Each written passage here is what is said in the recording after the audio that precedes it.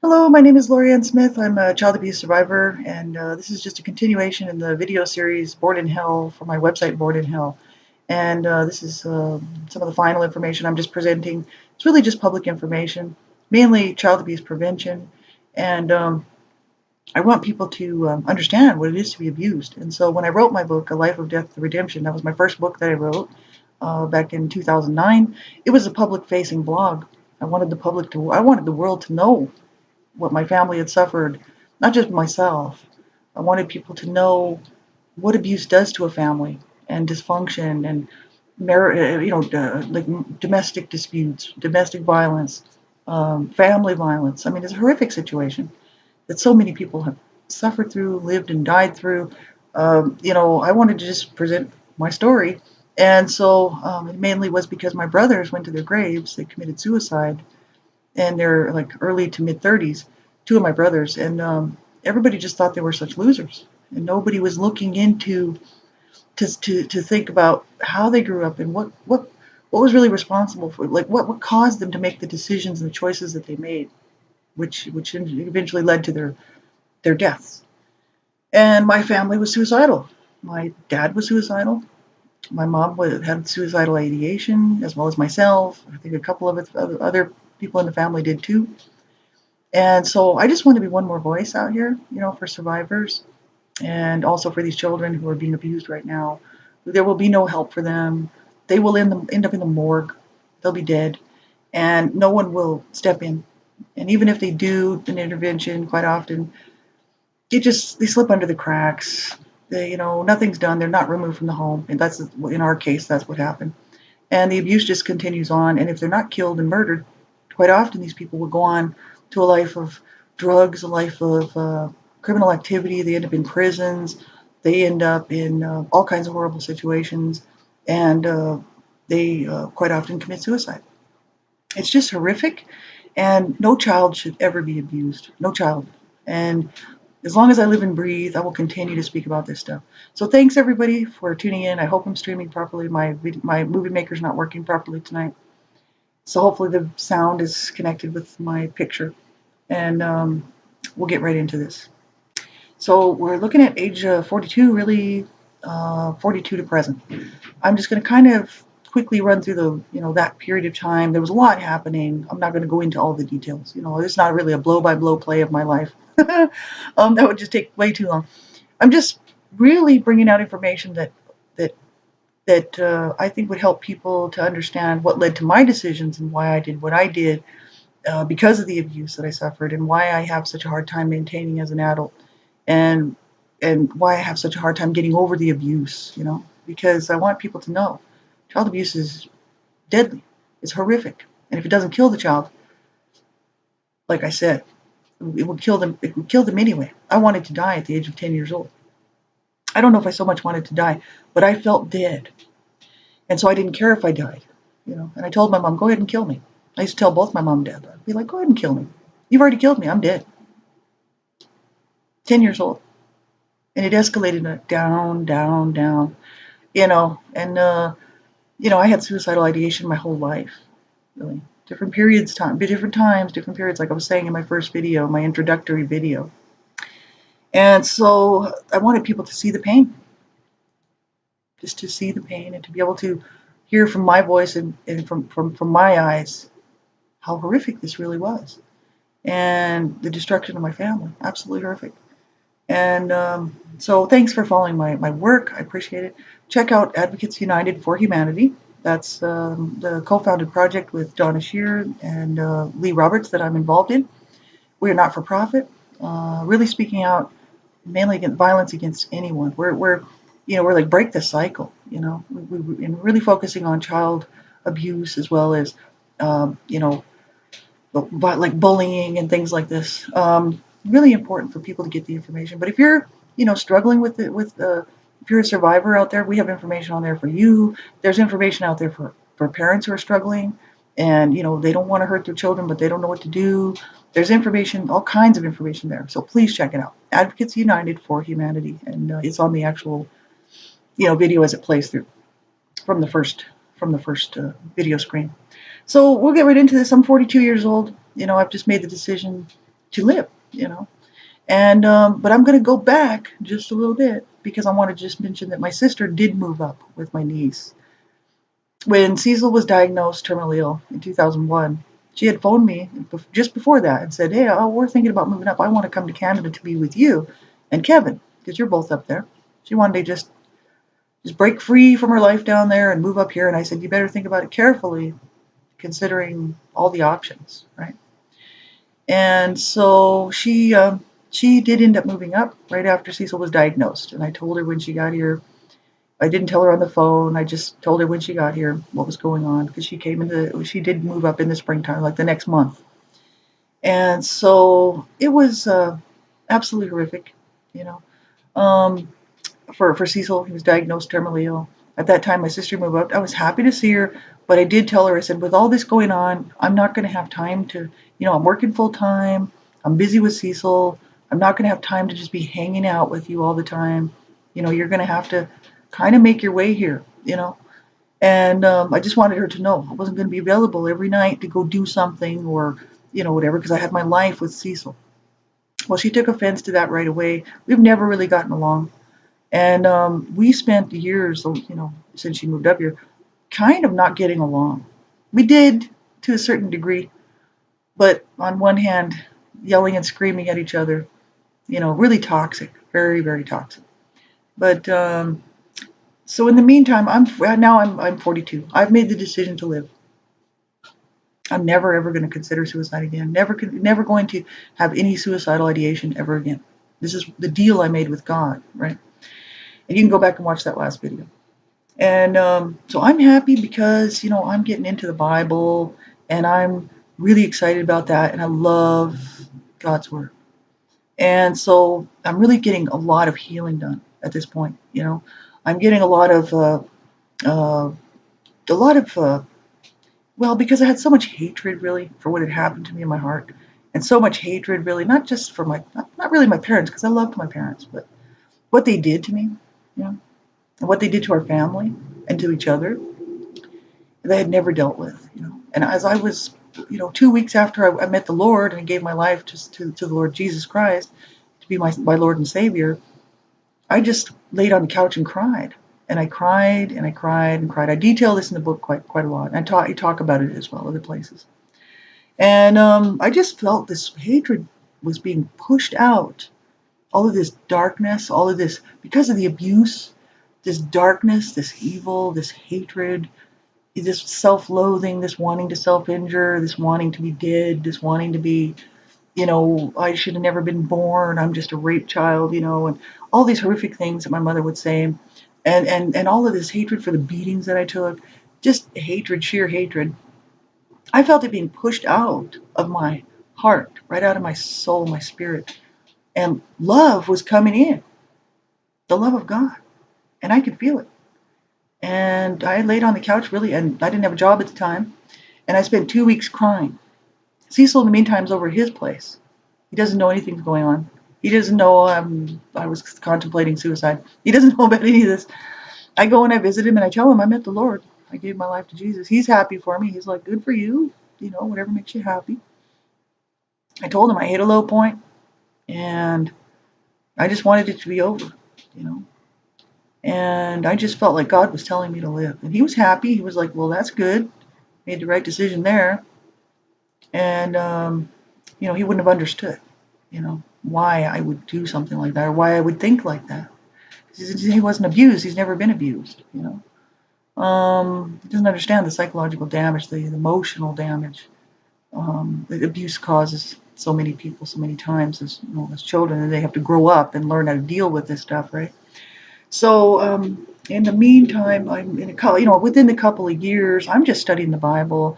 I decide to actually I got a job now, and I'm working at just a temporary job, but it's a contract, and it's like going to go for like 3 years, long contract, and they might extend it. So I'm at another bank, and but it's really close to my apartment.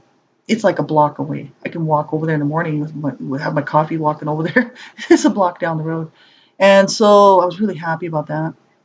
Got some work, and I was just really into the Bible at this point, and trying to do some real healing for my heart. And it was so good for me. It was so good for me because love was coming in and all this hatred was being pushed out. And I realized that, there were some key people in my life when I was growing up that had said some very important things to me. That was the family that stepped in for me and did that intervention when I was 13, when my mom cracked my head open with that rolling pin. And I went dizzy, kind of stumbling down the street after that beating to my friend's house, and they did step in. And there was an intervention done, but I wanted to stay at home. I made the decision. I was like, no, I don't want to be removed from my home.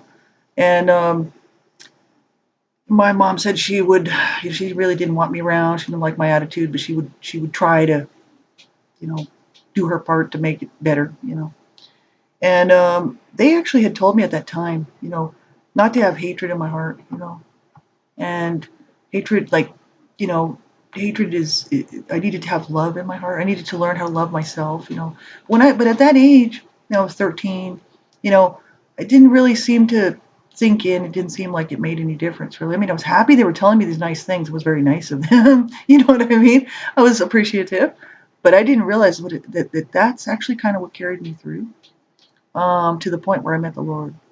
And so I give them, I just thank them so much for being there at that time and and saying the right things to me.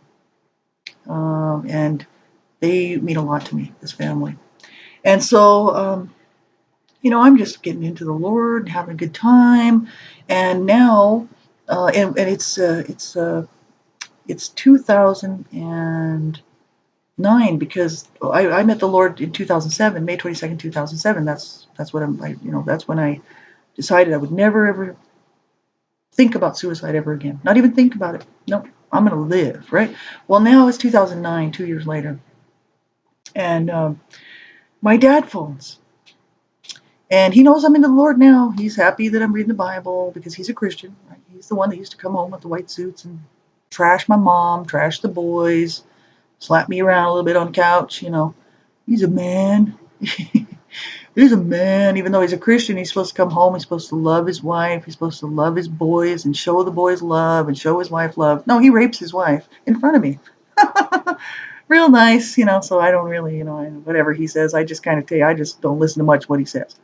But he's happy for me, and I mean, okay, that's fine. I'm trying to keep the peace. And he said he wants to move up, and he says, I want to move up there to be with all you. Now Kathy's up there, Kevin's up there, you're up there, and I want to be up there with my kids. He says, as if he ever really gave a shit about us, right?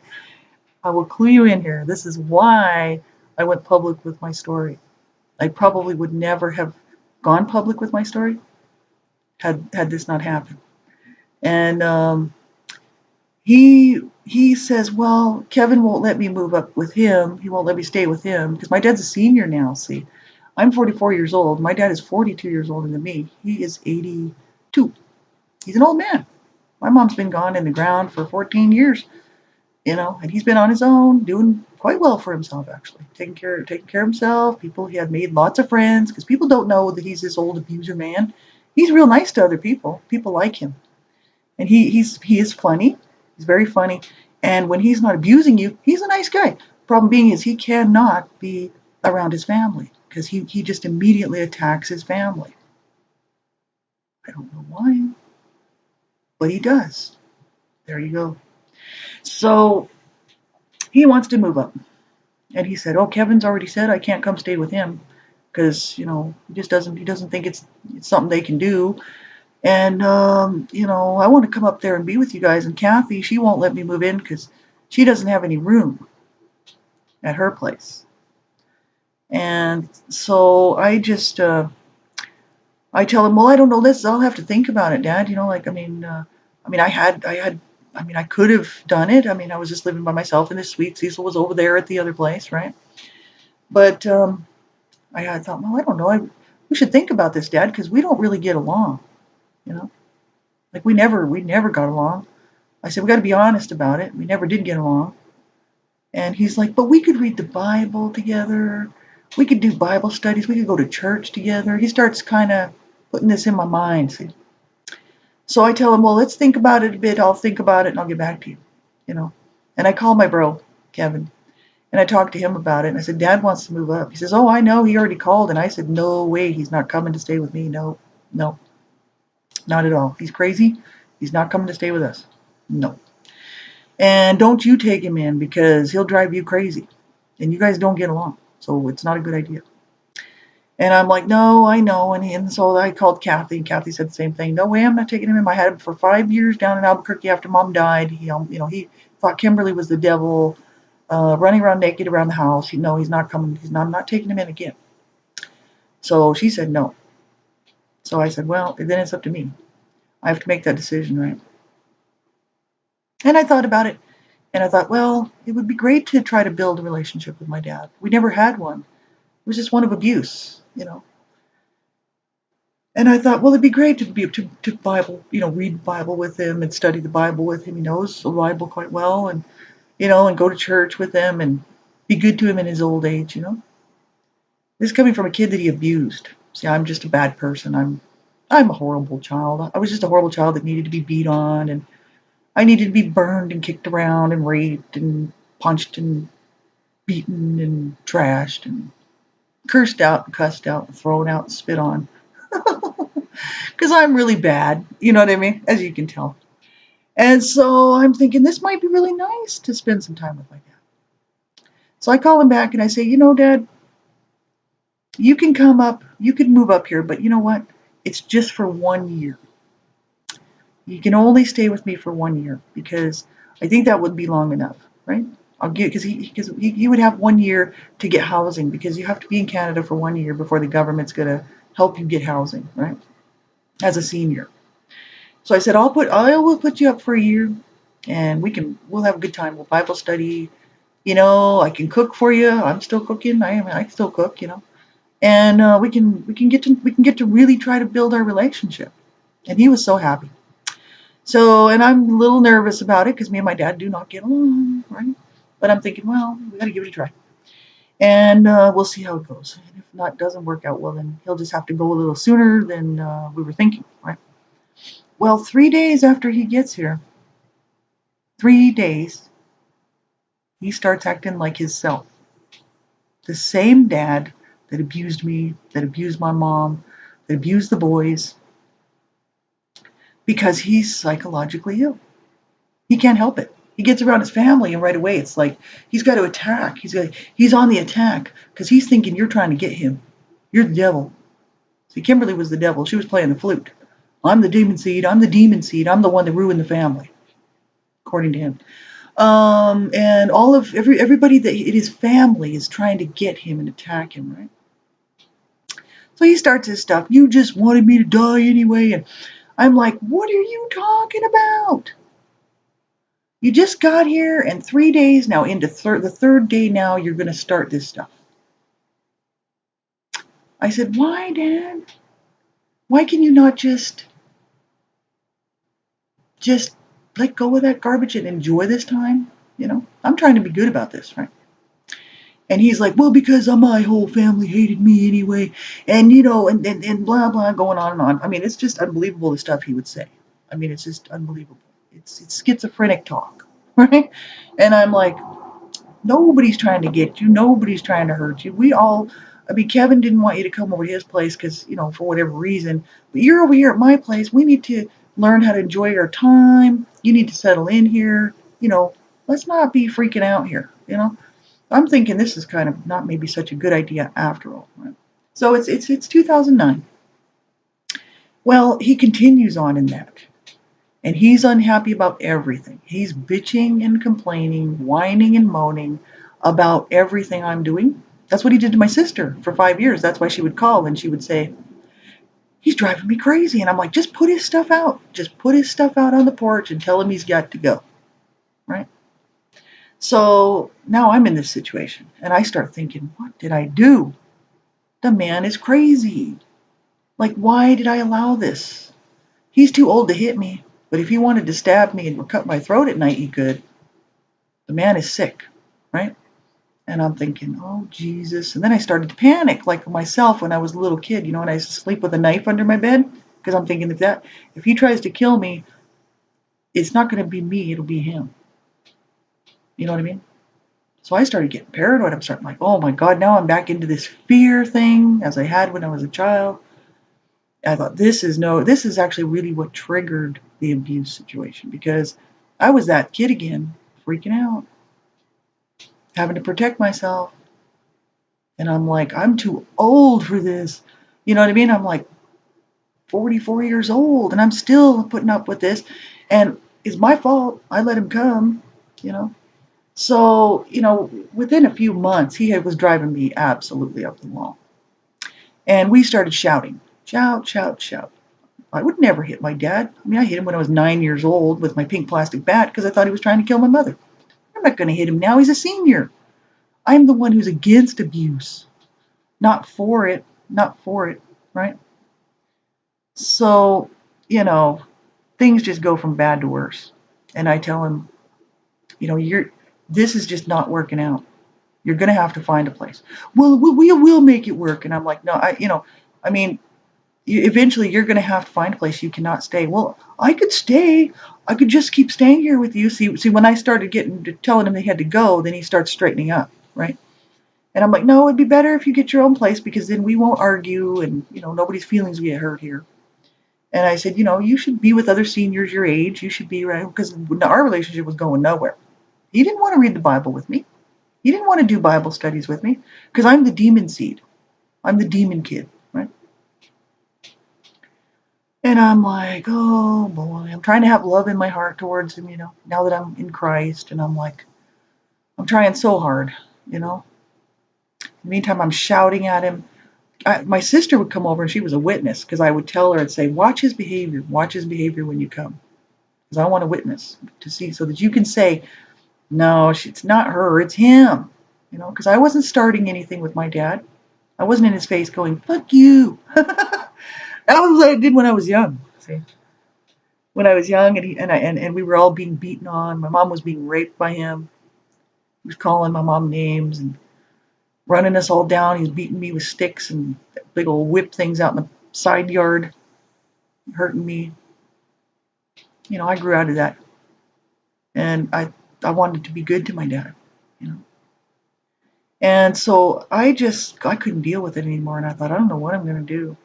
I thought, just for my own protection, I'm going to start writing a blog and I'm going to tell the world what about our situation and what my parents did. I'm going to tell the world because I believe in safety in numbers. I really do. And because I don't trust one-on-one and I don't trust people. So I'm like, safety in numbers, safety in numbers. I'm going to write a blog, a true facing blog about what happened. And this is my security. And this way, if he does kill me, somebody out there will have known the truth. You know what I mean? So I start this public facing blog and it catches on. People are reading it and they're like, you really need to publish that. Right? Well, in 2009, I mean, I had a couple of friends of mine. One is an author, a published author, and the other one is also a published author. And they're both telling me, and they don't know each other, different sides of the country in the States, telling me I need to publish that. So I'm like, okay, if you think it's that good, if it's worth reading, I'm just wanted to put my truth out there because I'm not going to I want the world to know just in case my dad kills me. And they were like, your abuser dad is living with you? And I'm like, yeah. And they're like, what are you doing? And I'm like, well, I let him come and stay with me for a while because he talked me into it with a Bible study. And they were like, oh my God, maybe that wasn't such a good idea. And I'm like, no, well, you're right, but it's too late now because he's here. Yeah, right. So that's just like a lot of people were freaking out. They were like, oh my God, your abuser dad is with you. I'm like, oh, he's 82. The only thing he can do now is kill me. He could maybe cut my throat at night or something, you know what I mean? Or try to poison me or something. Other than that, he can't beat me up anymore.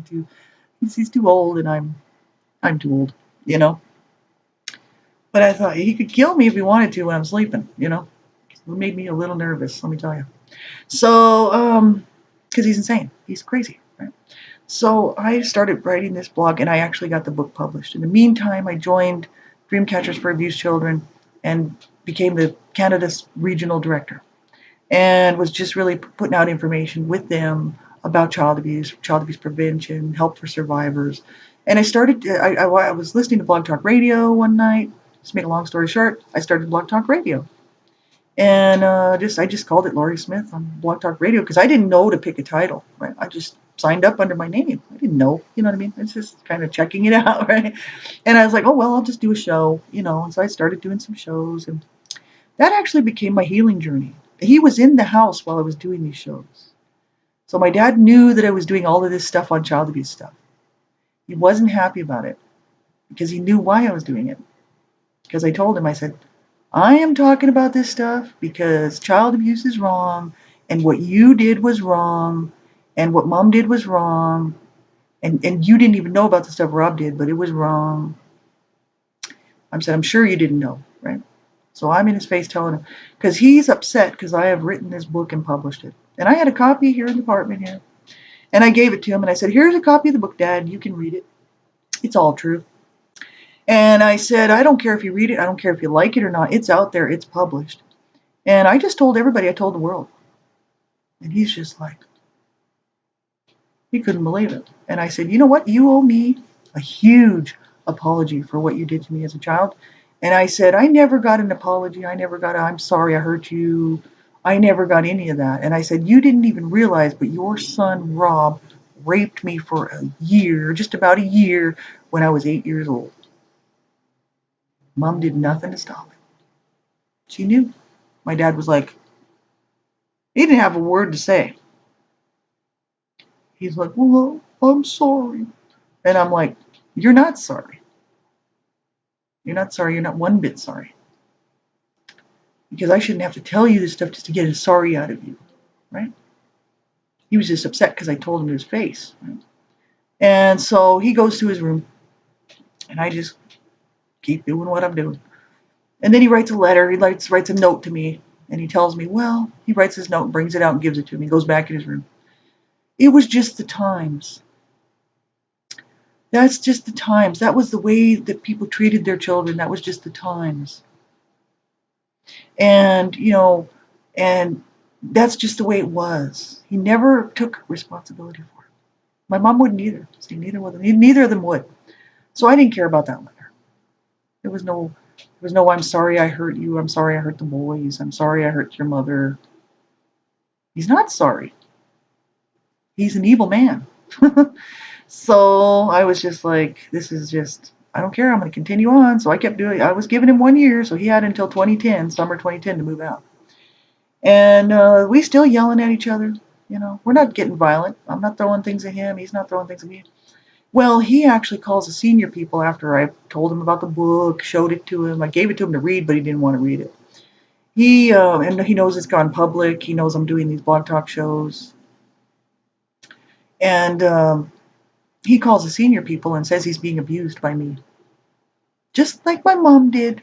Just like my mom did in the hospital with her head with a towel because she threw herself into her dresser when I wasn't there. I was at the hotel. Pulled the same crap. So I got a call from them senior people, and they said, well, your father is reporting that you're abusing him, and he wants emergency housing. And I said, do you have about like a half an hour, 40 minutes? Because I need to tell you what's going on. So I talked to this lady, and I said, he's mad because I wrote a book because my dad was abused. My dad and my mother were both arrested on abuse charges. And you can ask my sister. She's a witness. We are treating my dad very well. And you can check him for bruises. You can check him for anything you want. And my sister, she will attest that I am treating him right. We are good to him. He abused us. He's mad because I went public about this book and about the story. I published a book and I went forward with it. It's now in the public eye. He's mad because I wrote that book. So he's going to say that I'm abusing him. He abused us. We did not abuse our dad, And we're looking after him, and he's mentally ill, and he really does need emergency housing because he's driving me crazy. He's got to go. And she's like, we'll get him in somewhere, right? So they give us a list of choices to put him in because there's several places. We put him in the best one, number one top spot. And he likes it. We take him over there, and he gets a tour. And he's kind of down because of the situation. He wanted to stay with me and ruin my life, the rest of my life, right, until he drops dead. And I'm like, So he moves out. And then thank God, right? And I tell him I'm going to cut him off. I'm like, Dad, as soon as you move out, I can imagine that within a month or two after I know you're all right there, I'm going to cut you off and I won't speak to you again. I won't go to your funeral. I won't talk to you ever again. And I'm cutting the family off too. My family knew I was writing the books. They were not happy about it. They're not coming up to, they're not coming out publicly saying, oh, she's just full of crap. Because, see, it's all true what I'm saying. But the thing is they're not happy about it. Right? They probably would have wished I would just keep that to myself. But I thought, no, no, no. I'm going public, and I don't care. Because the world has got to stop abusing children. This is absolutely ridiculous. So I don't care. I'm out there speaking, doing blog talk. I did 1,100 blog talk radio shows in a period of like 2.5, 3 years, and 500 more for Dreamcatchers for Abused Children. And so my dad's moved out. I'm happy. Like, thank God he's gone. I cut my sister off. I cut everybody off. I started writing. I wrote a La Vida Jubies at this time and put that out, and just a short little book for teens. And I wrote. I started doing a lot of healing work at this year, because I was on my own. I had the place to myself, and I was, ready to really work on my healing journey, because I was doing one child abuse survivor to another blog talk radio shows, which really was my healing journey. I was going through the material as I was doing these shows, and at night after work, if I had a couple hours on the weekend or whatever, I'd be reading this stuff for myself and doing the actual work, right? So, it sort of just kind of flowed along. Well, now in 2011, I'm turning 46, and I'm still working at the same place. I had a big long contract. It turned out to be a 5-year contract, 5 or 6 years or something. And Cecil, he is just getting sicker and sicker and sicker. In the meantime, I still go over there twice a week. I cook for him. I make sure he's all right. Go get him things at the store because he can't get around too much anymore. He's very sick. He's getting sicker all the time, right? And but it's just the best we can do. And then in 2011, he goes into a coma, and he falls and hits his. Actually, he was out of it when I went to visit him one time, and I mean, he was really, really out of it. He was really in bad shape. And I was telling him, I said, well, you're going to have to sit up and I'll get you something to eat. And who knows how long he had been like that. Could have been a couple days, because I hadn't seen him for a couple days. And I said, I want to just make sure you're all right, do you need to go to the hospital? Like, because he's had a few hospital visits. He does have 1 or 2 a year. And he's like, oh, well, he's not making sense, right? He stands up to kind of walk towards the bathroom and falls back right on his head. Cracked his head and his back. He's not completely broken here, but he's still talking. But he's like, get an ambulance, and I'm like, okay. So I call the ambulance, and they take him in, and within a few hours he goes into a coma, and it's a morphine-related coma, because he's got encephalopathy, because he's got liver disease, and he's got broken discs in his back. He's on the max morphine he can be on. And so the liver just doesn't process this stuff. It went up into his brain, put him in a coma. And so they were writing him off as dead. They were telling me, in the meantime, I'm working full time. I do blog talk radio shows. I'm the Canada Regional Director for Dreamcatchers for Abused Children. And all this stuff's going on. I'm very busy. And in the meantime, they tell me, he's not going to come out of the hospital. You probably should make your funeral arrangements and stuff. This doctor tells me this, and I'm like, he was just out shopping for me for Easter.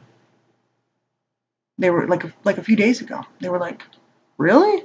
They just think he's just some old guy that just needs to go on his way to heaven. I'm like, no, there's something wrong with him. He's got something to do with his pills, maybe encephalopathy. So I'm telling them their job, right? These are top doctors and top neurosurgeons and stuff, and I'm like, I'm telling them their job. And I'm like, you need to do something for him, because he's it's just probably his pills have clogged up his brain. I said, don't you have some of that stuff that gets rid of the morphine out of the body, whatever they call that stuff? She's like, oh, yeah, we can do that. We can run that through his veins and flush the morphine out, and we can see if he'll wake up. And I'm like, good, try it, because I really like to have him come home with me. And she's like, well, I don't know. I still think it's possible that he's not going to come out of that coma. And I said, well, you need to do it because it's worth a shot. She's like, well, that'd be the only thing I can think of doing. Right? And so they do it. Literally, this is the God's honest truth. I'm serious. I had to tell the doctors what to do. So, yeah, they do it. And within 4 hours or so, he wakes up out of that coma. A little confused, but he's alive. And, I was like, good thing I got some sense in my head. You know what I mean? I can't believe these people. They almost let him die. They've almost done that a few times, right? Since 2011. So I got to be on top of it all the time, right? With his health. It's a full-time job in itself. So he is in the hospital for a little while, and I end up, with the stress of it all, making a personal decision to leave Dreamcatchers for Abused Children. And I just don't volunteer for them anymore. And it was just personal reasons. I love the organization, love what they do. I will always love what they do because it's the right thing, fighting to stop and prevent child abuse. Right? So I will always support their work, and will always give a shout out for them, you know, and for Sandra Potter. You know. But I made a personal reason. There was a lot of stressful things going on, and I just felt I was being personally attacked, and I made a personal choice to leave at that time because my husband was dying, and he almost died, and I just had way too much on my plate. So I backed off of that. But I still kept doing my radio shows, and because that was my healing journey. That was my healing journey. You can go back and listen to the ones there, and I was actually talking about the situation with Cecil, right? All this stuff with my dad and everything. It's all there. It's on air. It's live. It's just recorded. You can go grab it. And in the meantime, I'm doing my healing stuff too, my healing work, right? And then I decide the very last thing after I kind of worked through all the physical abuse, though you'll notice that I went in patterns. I got picked physical abuse, and I work on that. I'd work on verbal abuse, emotional, psychological abuse, spiritual abuse. I picked these topics and I'd work through it because that's where I was working on. I was actually literally working on that in my place here, right here, at this very desk, not the same computer, doing that work, right? And so if you listen to those, you actually be on your healing journey. You would be with me on my healing journey, right? And that's why I called it One Child Abuse Survivor to Another, right? So, I just keep that up, and I did all those, and then I hadn't dealt really. I did a lot of stuff on child sexual abuse, but I hadn't dealt with my own. At first, I was only saying I was molested because I couldn't bring myself to tell people that I was raped as a child. I couldn't do it. I had to face it because I knew it. It's just that I didn't want to tell people that, especially the public. You know what I mean? And I thought, I gotta face this, man. I gotta be honest with myself. I can't hide from that. I can pretend all I want that it didn't happen. And that's the sad part because I wish that I could pretend that I wish that I could pretend that it never happened. Like, all of it. But not possible. So, I decide I better work on the child sexual abuse stuff, right? It's the hardest thing I've done ever. And the other stuff, I never really had to not acknowledge the other abuse. I talked openly about it, and I was frustrated by it. I was pissed off about it.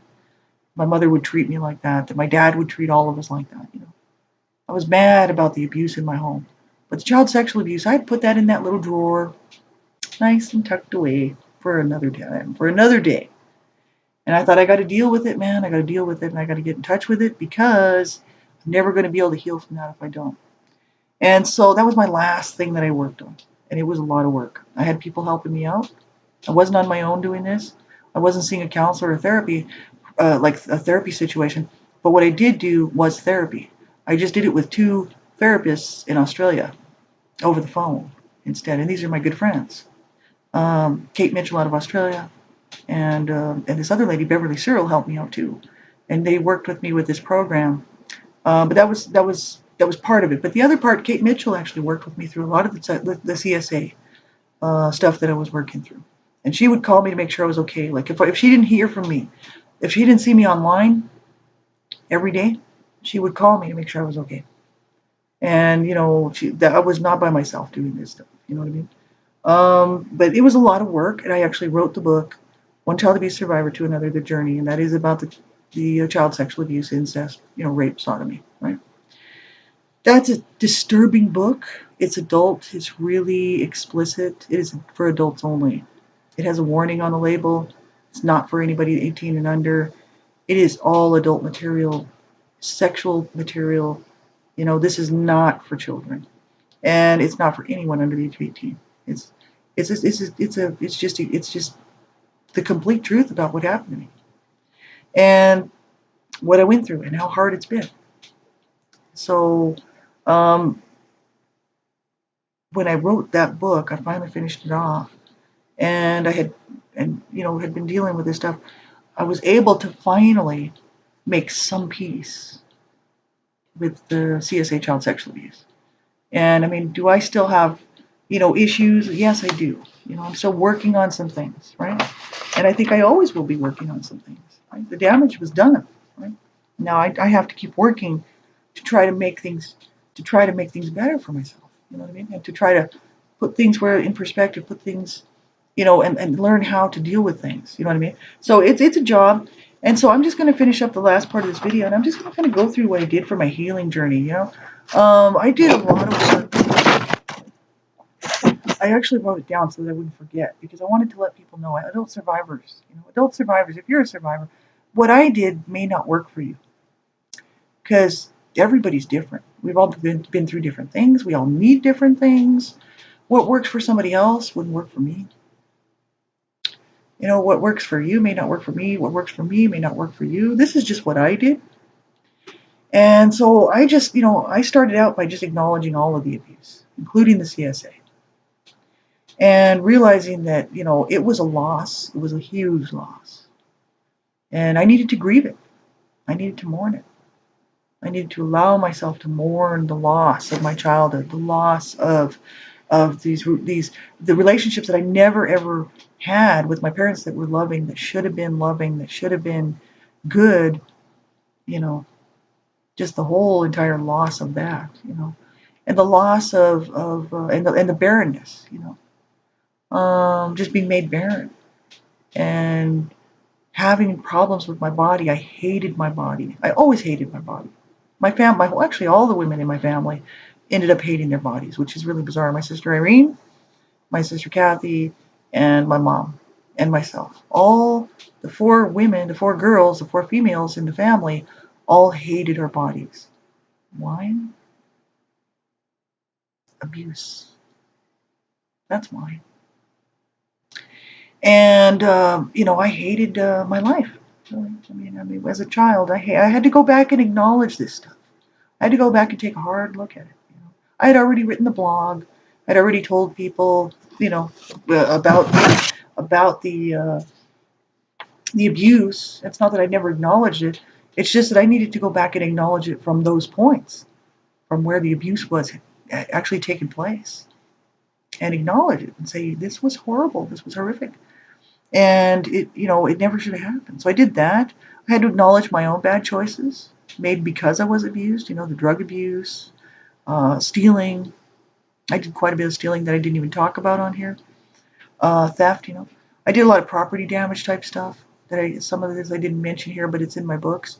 Just irresponsible behavior, not caring about myself, driving recklessly, injuring people, not on purpose, but still I have to take responsibility for that, right?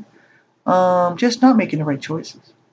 I had to also acknowledge the fact that I have no legacy. I have no children, so I'm on my own. And when I die, that's it.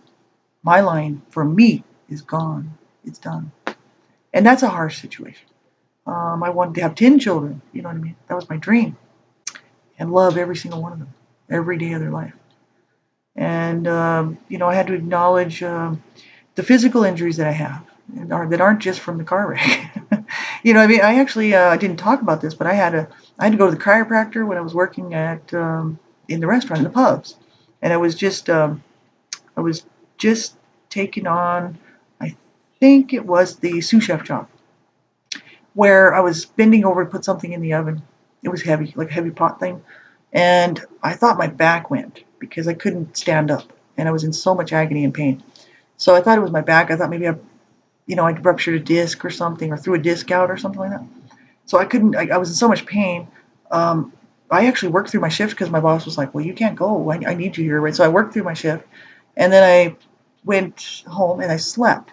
And then I woke up in the morning. I couldn't walk. I couldn't stand up. Like I couldn't walk at all. And I was crying. I was like telling Cecil, I'm like, I'm crippled. I'm crippled. And he was like, oh God. So this was back in the duplex. I'm going back, right? I'm going back. So I would have been 41 or no, I'm sorry, 39, 39. And I had to go to the chiropractor because I didn't want to go to the hospital. See, because I have to go to work. So I'm like, I need a quick fix. I got to see if somebody can do it quick. So I called the chiropractor and I said, what do you think?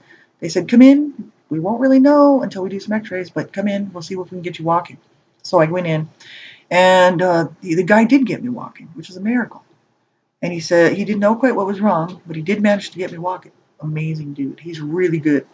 And he knows his stuff, that's for sure. He says, you got to go get some x-rays because I don't want to do any damage to you trying to help you. So I got you walking now. You need to get over and get some x-rays before you can't walk again, because I got to get this fixed for you, right? Unless you want to go to the hospital and then you can have surgery, or they can figure out what they're going to do from there. I said, no, I'd rather go with you. I don't want surgery. I've already had a surgery. They told me not to have surgeries because I had that 9-hour surgery on my ankle.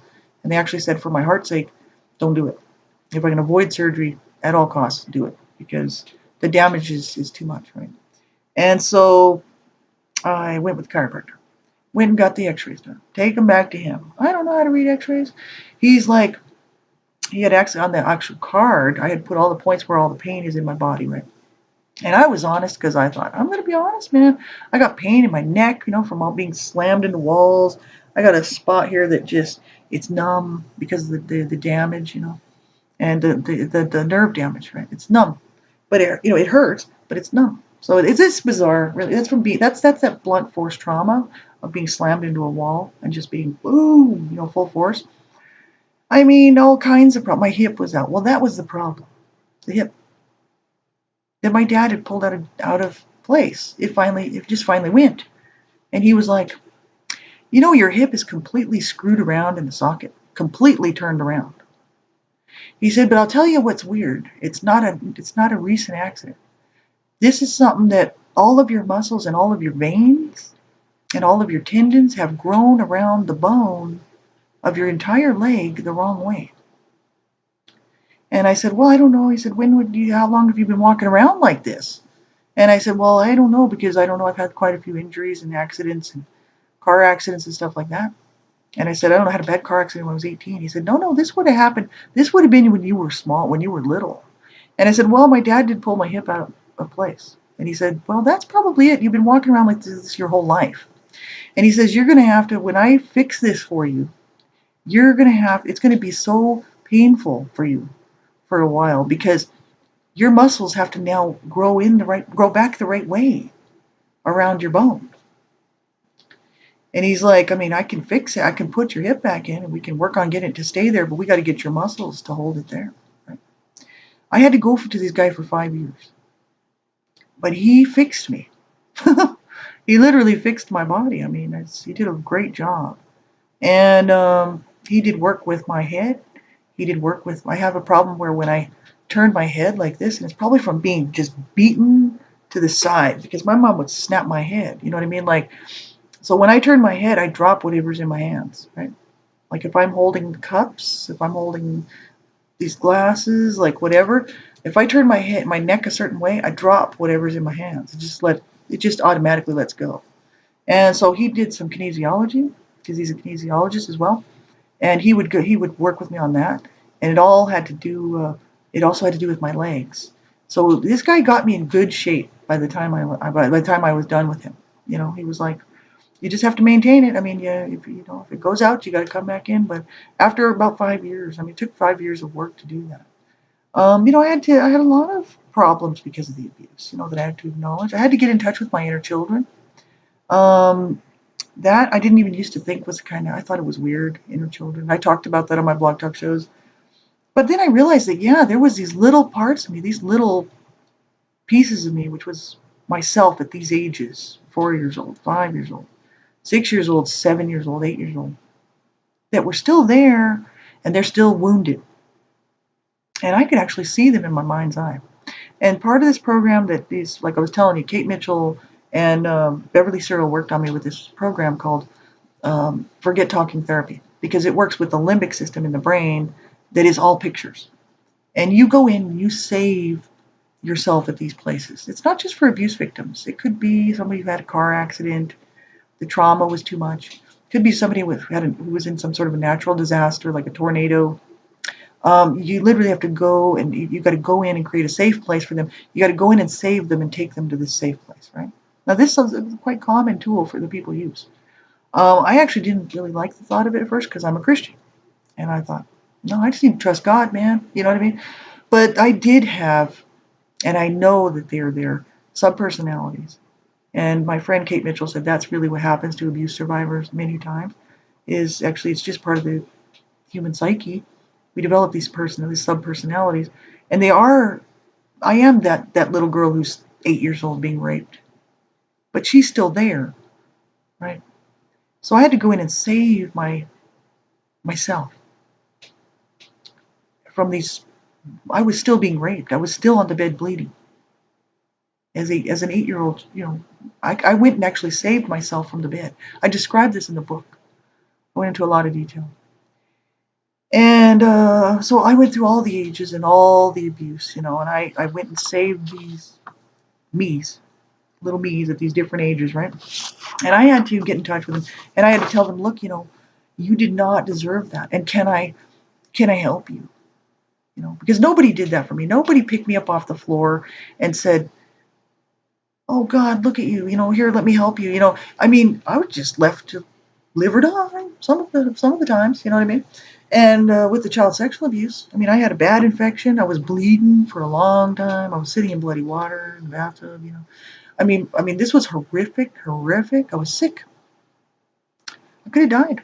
No, nobody cares in my family. It's like, oh, well, she died. Oh, it's too bad. Nobody gives a shit. Whatever. And we're not burying her. We're going to cremate her. We're going to leave her ashes at the bloody morgue. You know what I mean? Because nobody gives a shit in my family, whether you live or die, right? And so, I had to go in and tell them the things that they needed to hear.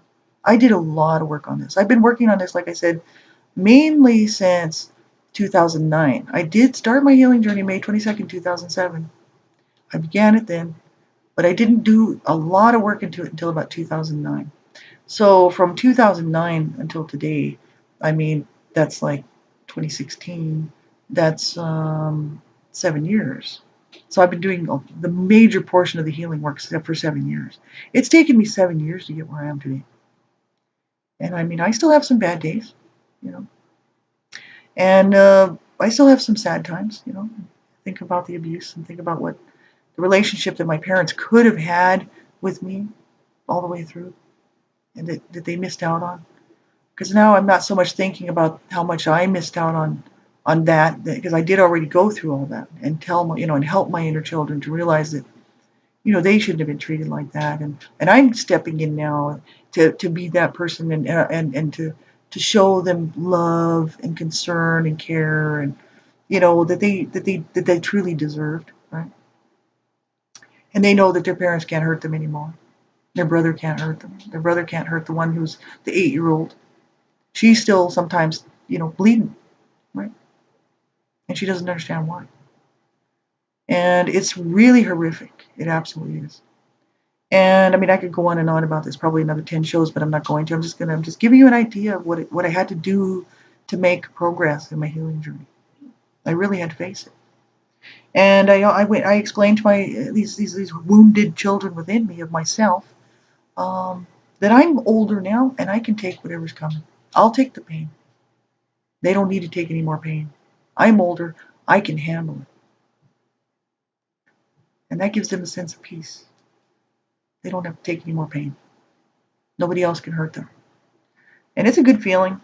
I did a lot of self-help work with Robert Burney's work, as well as John Bradshaw.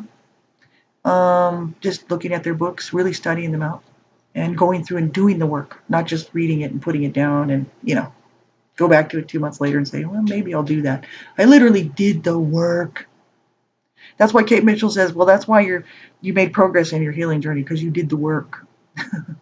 You really did the work. You didn't just say you were going to do the work. You actually did it. So, like Kate Mitchell always commends me for that. But she's awesome. You know, she works with all kinds. She's worked with so many survivors of abuse, of horrific abuse, and the same with Beverly Searle. And they've helped people who have been through horrific situations, much worse than mine. And so, they're just like, to me, a godsend. A godsend. Right? So I hope this video is streamed properly. But anyway, I actually joined some anonymous support groups when I first started out, because I wanted to reach out. I thought, I got to reach out to people that understand this stuff, that understand abuse, that understand where I'm coming from. I need to talk to other survivors who've been there and know what it's like to be suffering in this abuse. I really need to talk to them. And it was very, very helpful to do that. Very, very helpful. And what else did I do? I started writing. I wrote my blog. I wrote my books. See? Started writing everything that I wanted to say. You know what I mean? But it had to be accurate. I had to be accurate 100%, because I'm going to go face God. See? I'm a Christian. So I can't tell fibs and tell lies, because I'm going to have to face God. God is my witness. So, I'm still working on some of it, like I said. But I'm telling you what, I am so glad that I made the decision to stick it out. Like I was saying, I don't so much sit around thinking about it now that I missed out on so much from this love that my parents should have shown towards me and stuff. I acknowledge it. But what I sit and think about is what my parents missed out. What my parents missed out on. They missed out on a beautiful relationship with their children, all of us. They missed out on this love from their children that they would have received had they allowed their children to love them. They missed out on this great family that they could have just cherished forever and done fun things together and raised a bunch of grandkids. And then the siblings would have looked after the parents, And that's what they missed out on. And that's a real shame. And so, I just tell survivors out here, I'm pretty well going to wind this up. And I just tell you, if you're a survivor and you're struggling, like I said, just go, please watch my last show about the suicide stuff. I want you to know that you need to make the right decision, and you need to live. You need to stay alive. You need to get help, whether it's anonymous help, therapy, counseling, whatever works for you. But you reach out, because people will not quite often reach out to you, because they may not realize what's going on with you. They may not realize you're having problems. I was really good at hiding my stuff. I come home and do this stuff after work. Nobody knew this stuff was going on with me, because I'm fine at work. See? So they may not realize you're having troubles. And even if they did, you need to find some other people then to reach out to that are trustworthy. And you get some help, you stay alive, and you win this fight with me. You walk this walk to healing, to wholeness, to having love in my heart instead of hate. See, my parents tried to beat that hate out of me. They actually did for a while. Not hate, but they beat that love out of me, right? And they put hate in there, right? And I described that the other day on this video. And, I thought it was gone for good. That's why I wanted to die. I was like, you've killed me. There's nothing left. I'm a shell. Just get me, just take me out. I don't want to be here anymore. I had so much pain in my heart, so much pain, which turned to anger, which turned to rage, which turned to hate. You can go back and watch my videos. Turned to hate. I hated myself. I hated life. I hated my body. I hated being a woman. I hated being the daughter of my parents. I hated what my brother did to me. I hated my siblings, actually, because they continued to just make it worse for me all the time. And today, do I forgive them? Actually, some of it I really don't still. No. Some of it there's no forgiveness for. Some of it I would say, okay, yes, but some of it I'm still working on. See, like I said, I'm still working on some things, right? But they tried to kill me. They tried to kill me physically. They tried to kill me verbally, emotionally, psychologically. And they almost succeeded by getting me to kill myself. And then one day I thought, no. When I decided to live, I'm like, this is such a slap in my parents' face. It really is. It's like, you couldn't kill me. You couldn't destroy me, although you tried.